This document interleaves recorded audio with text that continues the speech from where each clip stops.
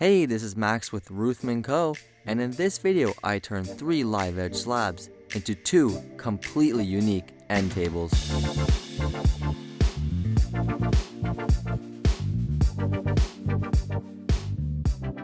I began the process by picking out 3 curly maple slabs down from my local lumber supplier called DeMarco Inc.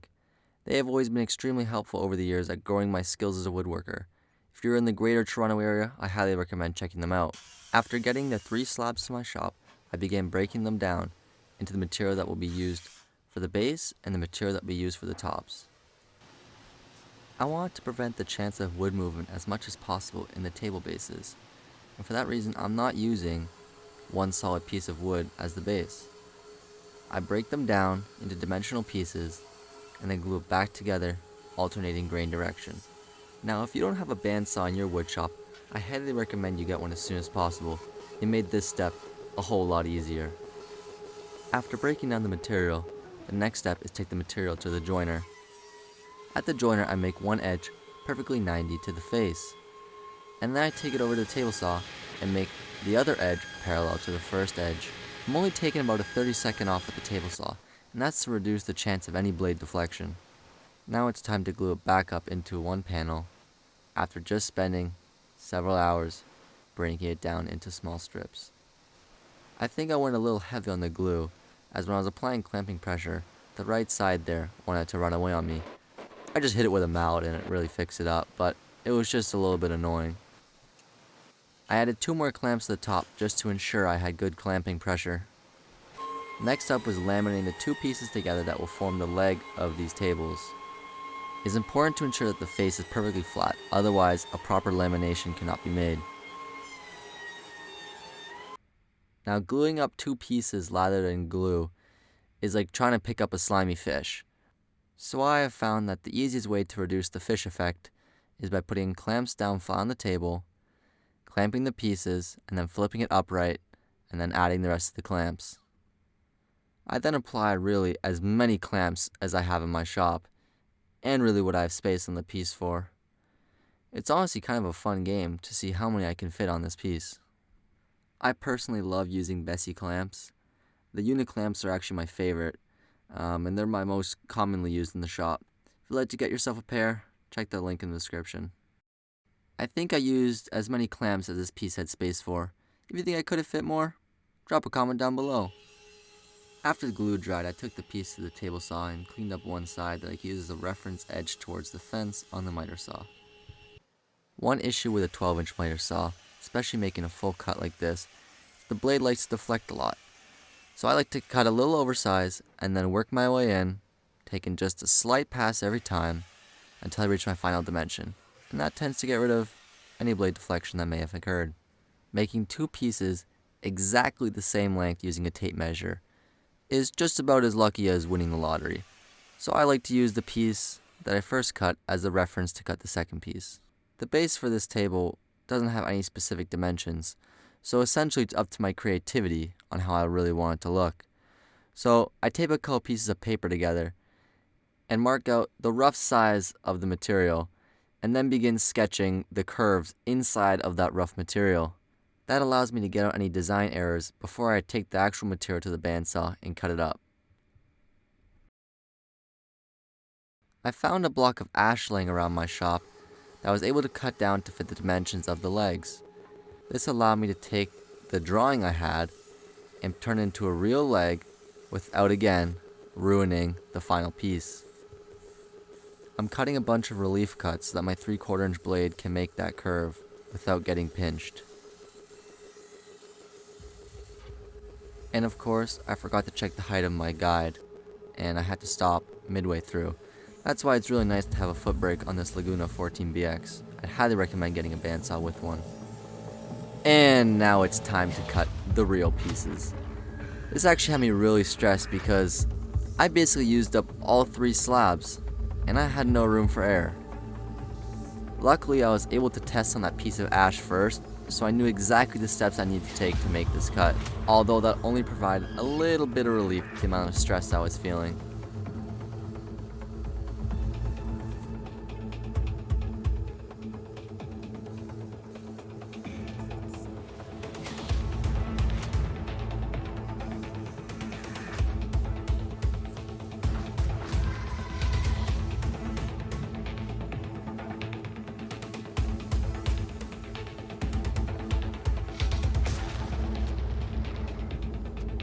These pieces will get power carved later on in the process, but I wanted to remove as much material as possible at the bandsaw.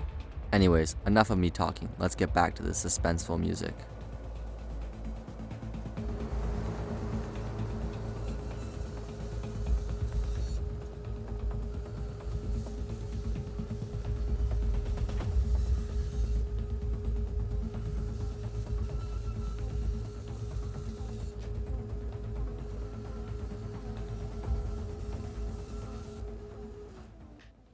After successfully not cutting my finger off at the bandsaw, it was time to cut up our glued up base piece into its final dimensions so I can assemble the leg and the base together.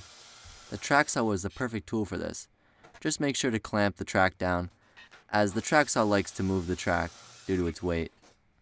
I decided to conduct a non-scientific scientific experiment to how strong wood glue is, and if you see, the wood actually broke before the glue joint did.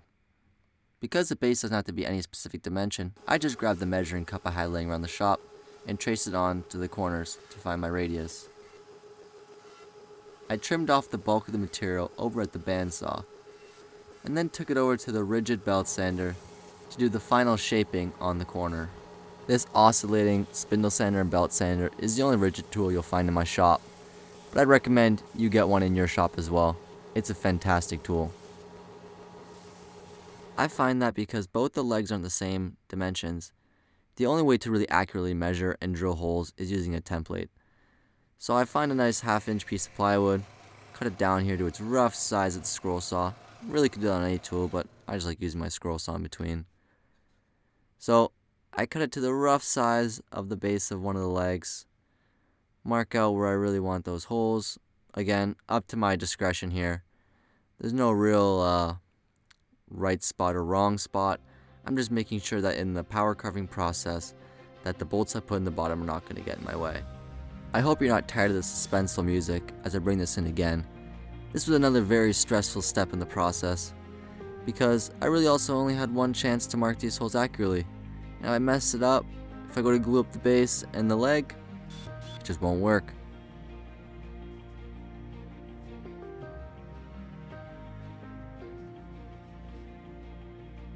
And as you see here, I'm double checking my work and realize I drilled the holes flipped. So I'm just pre-drilling those holes again. They're only small pilot holes. This is why it's important to never rush in a project like this, because if I would have drilled those holes and then tried to glue it up, I would have been in big trouble. Some of you may be wondering why I'm actually putting bolts in the bottom of this base into the leg. Well, end grain to face grain isn't very strong, as well as applying proper clamping pressure to a leg where the top is not actually directly over the bottom is quite tricky. So this is my solution here. I'm just going to use threaded inserts and bolts, and this will provide strength both during the drying process of the glue as well as after it's dried, in case any excess stress is put on the joint. And as any woodworker knows, the glue up stage is always the most stressful as you're fighting the time that the glue has to dry. I did go with Type-On 3 here to allow a little bit more time for me to get these bolts in, as well as if something isn't perfectly aligned, I would still be able to take it apart, wipe the glue off if necessary, or actually reassemble it without the glue curing yet. After the stress of the glue up was over and the suspenseful music finally fades away, it is time to begin power carving. I started out by marking out the final thickness I want the base of the table to be. So it'll be tapered from here up to where the leg is, but I want to make sure that I don't go below that, otherwise the base will become too thin. I first got into power carving after watching Cam from Blacktail Studios. He kind of inspired me to try my own. This is actually my second power carving project. My first was for the best clients ever, my parents, of course. I always start the actual power carving here right at the most important part, which is where the leg meets the base. That's important to get right. I got a little too ambitious here with the cut solid disc on my die grinder. I realized I'd probably be here for a good week carving with that, so I decided to bust out this electric planer here that I actually got from the client these end tables are for. Once I got the bulk of the material removed with the planer, I came back now with the cut solid extreme disc and just brought it down to its final shape that I'm going to be doing with the power carver before beginning sanding. I had to get a little fancy here with the clamping so that I could carve properly without the table wanting to run away on me. The leg was particularly hard to shape with the cuts all this, so I busted out this Veritas spoke shave and just kind of finished it off here before beginning the sanding process. This spoke shave really does a nice job at finally tuning in the shape I want the leg to be. I began the sanding process here with the Festool RO90 in Rotex mode. I actually put a 5-inch sheet on this so I could get a little bit closer up to the leg without bumping into the side of the actual pad on the sander. To finish off the sanding process, I came back with my 3mm Festool here with an interface pad and just brought it up to 220 grit. Now it was time to machine the plates that will mount the tops of the end table to the legs. I headed down to my parents' shop for this step of the process so that I could use their manual mill. It is very possible to do this just at the drill press at home, or even with a hand drill. You just gotta be careful with the hand drill to make sure your parts are clamped properly and that you are drilling a straight hole. I want to personally thank you, Dad, for this fantastic camera work here, getting all the action shots. Next, we took the table bases over to one of my dad's CNCs. He wanted to check the accuracy of my woodworking, and I wanted to make sure that the tabletops will be sitting level once they got mounted to these legs. And it was just about perfectly flat, so this step wasn't even necessary. Back home at the shop, I began the tedious process of putting the threaded inserts in. I had my dad here help out again, and he was just watching one axis to make sure I was straight, and I was watching the other, because my drill press isn't large enough to fit this on it. I only put in one insert to start, and then I put on the mounting plate, tightened it down, and marked out the other 3 holes. Now if you notice, I'm twisting the drill bit as I'm marking to make sure that I'm getting a 100% accurate reading on the center of the hole. There I'm circling it so I know where to drill, and again we're kind of just eyeballing this on the straightness, but it seems to be straight enough for these Rampa threaded inserts, which by the way are the best inserts on the market, hands down. While I begin to thread in the Rampa insert, I put the bolts in between to make sure I'm putting it in straight. Now I'm going to put the mounting plate back on, bolt it down nice and tight, and just confirm that the next 2 holes are exactly where they're going to be. Didn't have much room here for air, so I wanted to constantly double check my own work.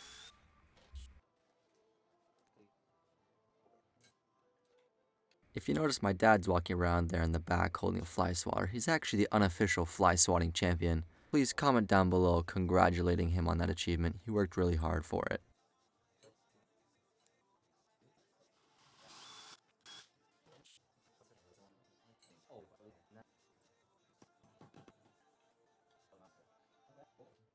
And with the final insert going in on the leg, it is almost time to begin working on the tops.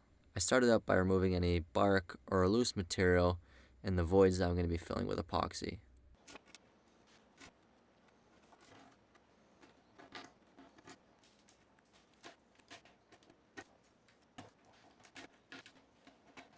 The other slab had a little bit more decayed material, so another tip that I got from DeMarco is just to use some compressed air to blow out anything and then stabilize it with epoxy. This will prevent it from looking like I dug away at the slab. And then I'm just going to tape the back off with some tuck tape here to prevent any of the epoxy from leaking. I did spring a little bit of a leak during the pour, but it was nothing another piece of tuck tape couldn't fix. As I previously mentioned, my dad's the fly swatting champion, unofficial obviously. I'm actually the unofficial fastest stirrer in the world. This definitely isn't to do with speeding up the video. I am just that quick. And now for everybody's favorite part of the video, pouring epoxy into these voids. I used a little hot glue there that I could build up a little bit of a puddle and stop the epoxy from running all over the slabs. It did help quite a bit, especially in that decayed area. I could fill a little bit extra and let it soak in and then add some more later on. And everybody's second favorite Instagram video, removing bubbles with heat. After the epoxy dried for a few days, I came back with the Rotex and just removed all the excess. The live edge on a curly maple slab can be very unique, so I decided to take a little bit more cautious approach. I first began here with a chisel, just breaking off all the loose bark, and then came back here with the nylon wheel and gently removed all the excess without damaging the wood below. This was a pretty time-consuming part of the process, but it was definitely worth it. I started off the finishing process here with a little just CA glue to fill any small cracks or voids that I didn't get with the epoxy. This is extremely easy and a fast method to fill those little voids, as I can just hit it with the activator and it's dry in under 30 seconds, and I can begin the sanding process.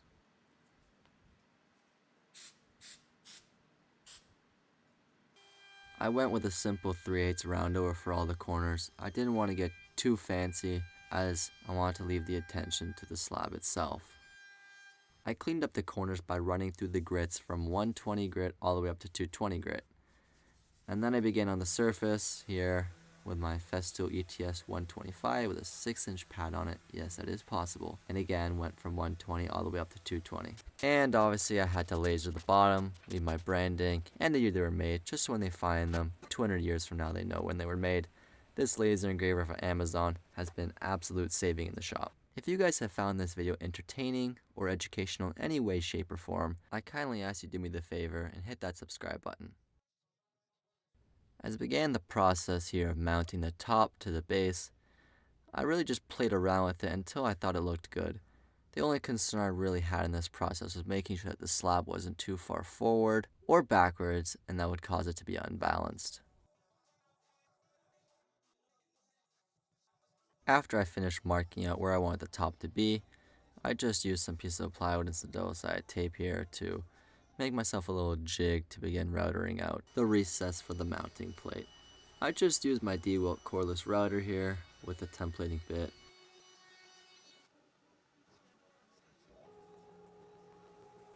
I'm actually also in training to become the unofficial fly swatting champion here. The flies are all over the shop, so I have lots of practice.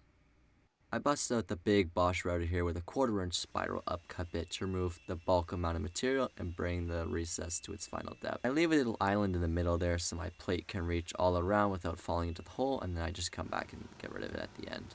And then I just clean up the corners here with a chisel, as the router can't really router a square corner. The bolts I had in my shop were a little too long to go into the slab, so I put it all together here and just cut the tops off so they're the same depth as the threaded insert. Now I started the same process as mounting the plate to the leg. Just mark the corner there, spinning the bit as I'm marking. Put that threaded insert first, and then marked out each other hole as I went along. Aligning 4 or even 6 holes from just marking once would require quite a bit of luck, so I like to take them one after another. This slab with the epoxy in the middle there is only going to get 4 inserts because the other 2 inserts would have landed right in the epoxy and would have been seen from the top. The other slab got 6 inserts because there was no epoxy in the way.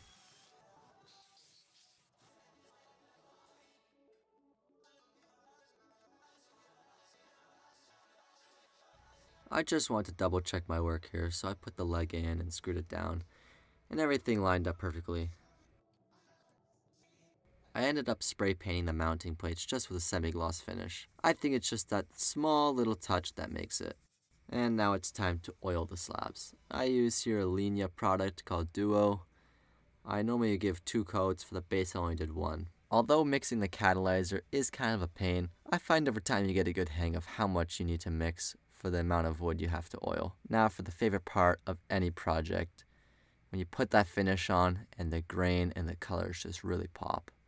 Just look at that material transform. I buff the oil in here and then just wipe it off with some cotton rags. If you do this every day, you probably won't need a gym membership. It can be quite a workout once that oil starts to cure. After all the hard work put into these bases, it was so satisfying seeing that grain come to life when I put that coat of oil on. I mean, just look at that.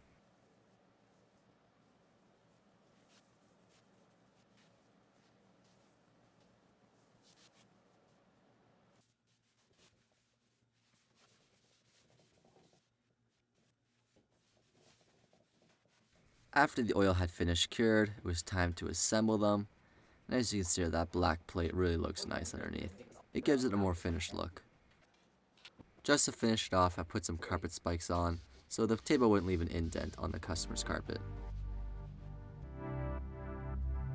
And now, the moment you've all been waiting for, the big reveal.